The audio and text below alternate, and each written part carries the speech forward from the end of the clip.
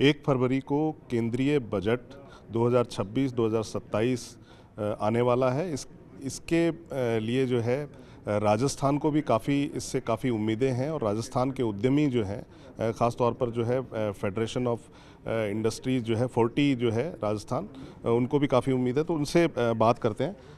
उनके अध्यक्ष हैं सुरेश अग्रवाल। सुरेश जी, ये बताएं कि क्या क्या उम्मीदें जो है 40 को हैं या उद्यमियों को हैं राजस्थान की। 40 तो ये मान के चल रहा है कि इस बार जो बजट आना चाहिए वो व्यापार उद्योग से समर्थित बजट आना चाहिए। सरकार लगातार बजट जो दे रही है वो कृषि को, रोज़गार को, उनको मज़दूरों को, उनके लिए बजट देती है। और ये जो ट्रम्प टैरिफ की वजह से व्यापारियों में थोड़ी सी बेचैनी है, उसको भी सरकार इस बार दूर करने की कोशिश करेगी। और इसके लिए जो सबसे बड़ा, जो आज ही एक युग के साथ हमारा FTA हुआ है, वो भी एक बड़ा कदम है और उससे भी हमारा एक्सपोर्ट बढ़ेगा।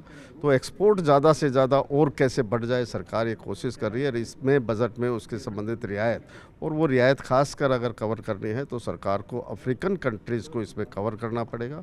और अफ्रीकन कंट्रीज़ में हम कैसे ज़्यादा से ज़्यादा प्रदर्शनी लगा सकते हैं, B2B मीटिंग कर सकते हैं, वहाँ इंटरेस्ट की जो सब्सिडी है वो सभी HSN कोड पे कैसे बढ़ा सकते हैं। तो ऐसे कौन से सेक्टर हैं जो दूसरे देशों के साथ जो है राजस्थान से व्यापार हो सकता है? सबसे पहले तो हैंडीक्राफ्ट है, मार्बल है, टेक्सटाइल है और गारमेंट का एक बड़ा बिजनेस है जो पूरे वर्ल्ड वाइज हमारा बढ़ सकता है।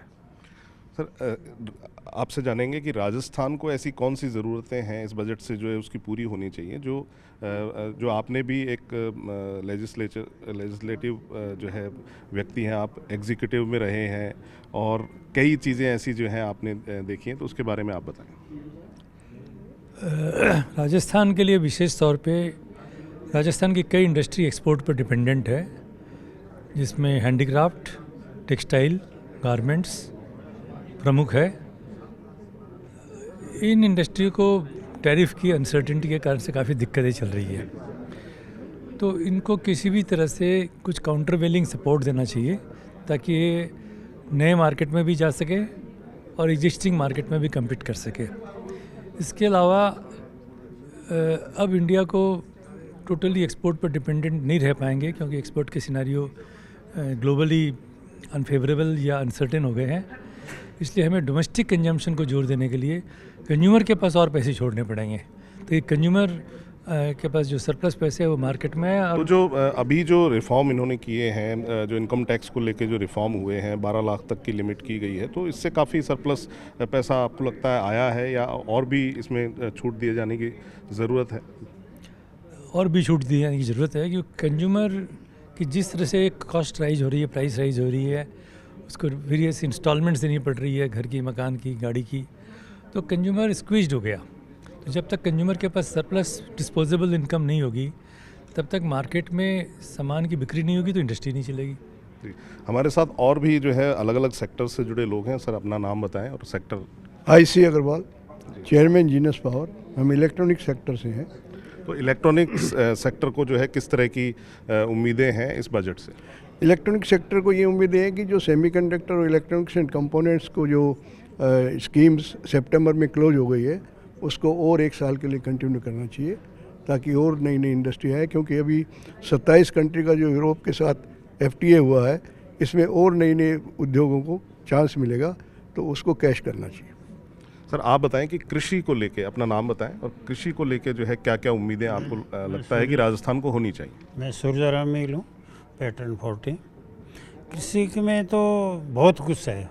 कृषि में अगर किसानों तक अगर हमारी गवर्नमेंट जो उनकी मांग तक पहुंच जाए, जो खुद की सरकार की है कि अभी किसानों की आय दुगनी करेंगे, तो जो अभी तक नहीं हो पाई है, तो सिर्फ दुगनी पे ही, और जो किसानों के प्रोडक्ट को ख़रीदने का और उनका ट्रांसपोर्टेशन का और उनको रख रखाव के लिए उनके वेयर हाउसेज वगैरह के लिए जो फैसिलिटी है, फसल का इंश्योरेंस है और आगे ख़रीदने का और उनका पेमेंट का, और बहुत सारी पल्सेस ऐसी हैं जैसे मूंग दाल वगैरह जो है, मोठ वगैरह, ये छोटी फसलें किसानों को कम, जहाँ पानी है वहाँ बड़ी अच्छी फसल होती है, बट उनको ख़रीदने का और जो MSP डिसाइड किया उस पर ख़रीदने का सही बैठ नहीं रहा है। तो ख़रीदने का मैकेनिज्म जो है सही होना चाहिए, जो आप कह रहे हैं कि कृषि के बारे में। आप बताएं सर, आप कौन से? मैं पर्यटन व्यवसाय से हूँ और मुझे लगता है पर्यटन में, मेरा नाम कैलाश खंडेलवाल, मैं 40 में उपाध्यक्ष हूँ और पर्यटन व्यवसाय में बड़ी संभावना है। हमारे बड़े मात्रा में भारतीय लोग विदेश जाते हैं, जबकि ऐसी बड़ी संभावना है कि वैसा का वैसा इंफ्रास्ट्रक्चर आज इंडिया में भी तैयार किया जा सकता है, पर्टिकुलरली एडवेंचर टूरिज़्म में, रूरल टूरिज़्म में, एग्री टूरिज़्म और वाटर टूरिज़्म, इन सब में बड़ी संभावना है। क्रूज़ के लिए भी आज भी हमें बाहर जाना पड़ता है, क्रूज़ की संभावना हमारे प्रदेश में भी है, हमारे देश में भी है। तो राजस्थान में जो है काफ़ी बड़ी संभावनाएं पर्यटन के क्षेत्र में। आप बताएं सर, कौन से क्षेत्र? मैं प्रेम भाटिया हूँ, सचिव 40 हूँ, और मैं ये बोलना चाहता हूँ कि सरकार को एक इनकम टैक्स के ऊपर अभी भी बहुत कुछ काम बाकी है और उसमें आगे बढ़ के रिलीफ जो है बढ़ाने चाहिए, जिससे कि सब टैक्स पेयर को फ़ायदा हो। अभी मीडियम क्लास जो है वो बिल्कुल कुछ भी नहीं कर पा रहा है, न बढ़ पा रहा है, न सेविंग कर पा रहा है। आगे आने वाले टाइम में भी बहुत कठिन समय है, तो इसलिए सरकार को इनकम टैक्स से उसमें बहुत ध्यान देने की ज़रूरत है। जी सर, आप बताएं। मैं संतोष जैन।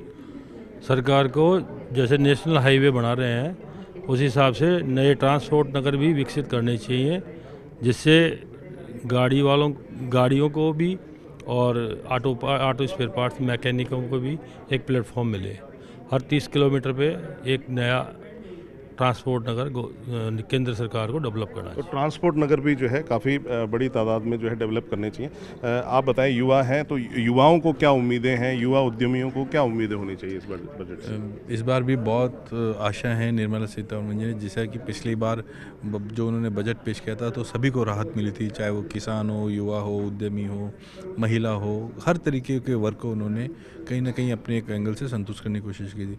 इस बार हमारे युवाओं को देखते हुए ये मांग है कि स्पेशल कस्टमाइज पैकेज उस दायरे को यूथ के लिए एक बनाना चाहिए, एक स्पेशल पैकेज को बनाना चाहिए, और जो युवा ब्रेन उनका जो ड्रेन हो रहा है और जो युवा देश छोड़ के बाहर जाने की कोशिश करते हैं या जो भी करते हैं, तो स्पेस टेक्नोलॉजी हो चाहे एआई से संबंधित हो, कुछ भी करके मतलब कहीं ना कहीं युवाओं को एक ये रहे कि हम अपने भारत में ही कुछ ना कुछ रोजगार लेने वाले नहीं, रोजगार देने वाले बने। तो टैलेंटेड युवाओं को जो है बाहर जाने से रोकना चाहिए, ऐसा आपका कहना है। आप बताएं सर।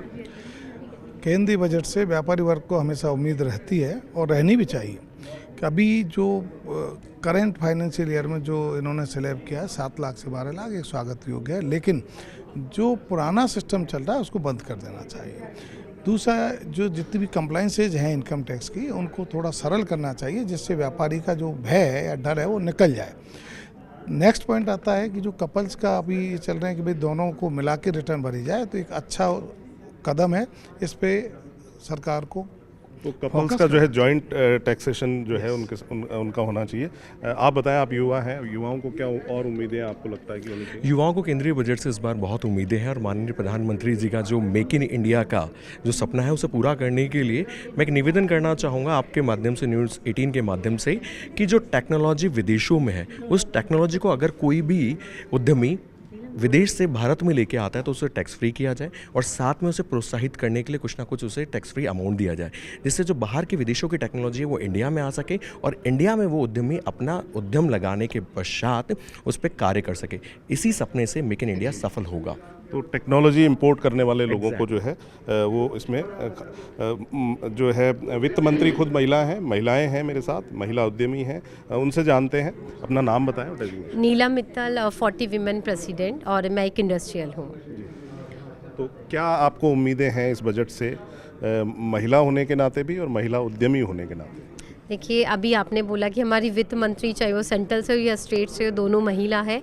महिला वित्त मंत्री इसलिए बजट में हमारे लिए कोई प्रोविज़न होगा ये बिल्कुल भी नहीं है, क्योंकि आने वाले जितने सालों में हमने देखा है पिछले उसमें वित्त मंत्री कोई भी हो वो महिलाओं के लिए अच्छा बजट लेके आए, और इस बार भी जो हमारी उम्मीदें हैं सेंट्रल बजट से वो बहुत अच्छी है। क्या कुछ स्पेसिफिक कहेंगी? हाँ, मैं स्पेसिफिक ये बोलूँगी कि जो भी इंडस्ट्रियल पार्क ये डेवलप कर रहे हैं उसमें महिलाओं के लिए रिजर्वेशन होना चाहिए, क्योंकि महिलाएं जो उद्यमी है वो कहीं ना कहीं, अब अगर हम काउंट में देखें तो डाउन है। अगर महिला उद्यमी को बढ़ावा देना है, क्योंकि हमेशा महिला काम मांगने वाली होती है, महिला काम देने वाली बने, इसके लिए उन्हें उद्यमी होना बहुत ज़रूरी है, और उसके लिए कुछ कुछ पॉइंटर्स हैं, जैसे स्किल डेवलपमेंट है, उनका वर्क लाइफ बैलेंस है, इजी वन पोर्टल विंडो जहाँ पे वो अपने कोलेटरल्स को इजीली सबमिट कर सके, और कहीं ना कहीं जो सबसे बड़ा उनका चैलेंज होता है वो होता है फाइनेंशियल चैलेंज। तो कहीं ना कहीं जो उनकी सब्सिडीज़ है या फिर लोन है उसमें डिबेट मिलनी चाहिए, यही इस बजट से उम्मीदें हैं। तो यहाँ जो है बात हुई है महिला रिजर्वेशन होना चाहिए कुछ स्पेसिफिक जोन्स में, तो आप बताएं आपको क्या कहना है महिला होने के नाते?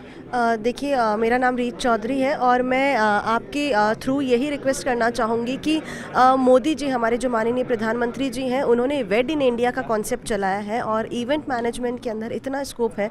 तो मैं एक राजस्थानी होने के नाते भी बोलना चाहूँगी कि हमारे राजस्थान में भी इवेंट मैनेजमेंट का बहुत स्कोप है, और अगर यहाँ पे वेड इन इंडिया जो है तो वेड इन राजस्थान करके भी अगर हम इसको आगे बढ़ाएँ तो हमारे यहाँ पे बहुत सारे रोज़गार के नए मौके खुलेंगे। और मैं कहूँगी कि विमेन को भी जो क्रिएटिवली, जितना हम जानते हैं कि जो क्रिएटिविटी की बात आती है तो विमेन बहुत आगे आती हैं, तो बहुत सारे क्रिएटिविटी के भी नए रास्ते खुलेंगे, रोज़गार के नए अवसर खुलेंगे। और मैं चाहूँगी कि इसके लिए एक सिंगल विंडो, क्योंकि बहुत सारी स्कीम्स भी ऐसी होती हैं जो महिलाओं तक पहुँचते पहुँचते ऐसा होता है कि बहुत काफ़ी देर हो जाती है। महिलाओं के लिए एक सिंगल विंडो होनी चाहिए ताकि वो अपनी जो ज़रूरतें हैं स्पेसिफिक उनको मेंशन कर सकें। आप बताएं, अपना नाम बताएं। मेरा नाम पारुल भार्गव है। मैं एजुकेशन से भी जुड़ी हुई हूँ और स्टार्टअप भामाशाह जैसी जगहों से भी बहुत जुड़ी हुई हूँ। सो मैं यही कहना चाहूँगी, बहुत अच्छी बात कुछ लोगों ने कही है कि महिलाएं हमेशा काम मांगती हैं, लेकिन महिलाओं को अब इस स्तर पर आ जाना चाहिए कि महिलाएं काम दे ना कि ले। जैसे कि हम जैसे भी एंटरप्रेन्योर्स हैं तो हमारे लिए ये बहुत खुशकिस्मती की बात है